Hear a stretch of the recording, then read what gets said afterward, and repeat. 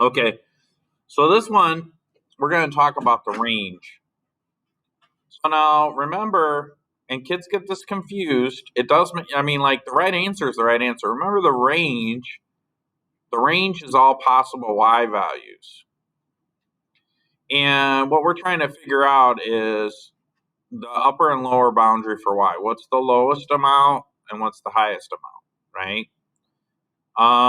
So now we got to think in terms of y. So this is positive infinity. Whoops, that's not a very good infinity symbol. This is positive infinity. My infinity symbols always look skewed. And then going down is negative infinity. And remember, this is an exponential. So this exponential, I don't know what it is, but if I were to guess, I would say it looks something like this. A times b raised to the x minus 3. Okay? And the reason I say that is because it looks like that maybe it has asymptotic behavior at -3. In other words, it doesn't go below -3.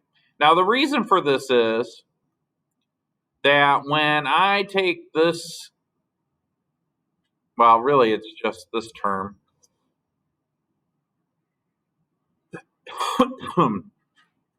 When I take this term, whatever it is, and I have noticed that there are negative x values, right?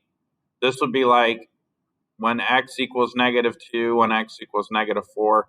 When that happens, I'm going to have b to the -2, which is the same as 1 over b squared.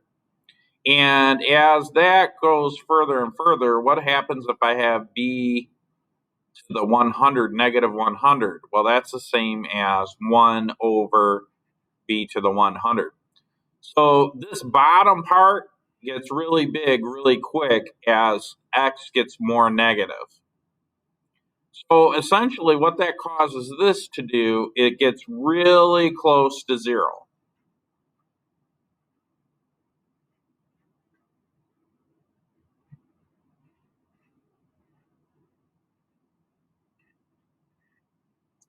And another way you could think of that is if I have a pie and I cut it up into 8 slices. Those are pretty good size slices. But if I take that same pie and I cut it up into 16 slices, now the slices are smaller, right? I have 1/16. Well, if I cut that pie up into 32 slices, the slice that I have is 1 over 32. So as the denominator of a fraction increases, the smaller and smaller the slice becomes. So this becomes really close to 0. And it doesn't matter what a is, anything times 0 is 0.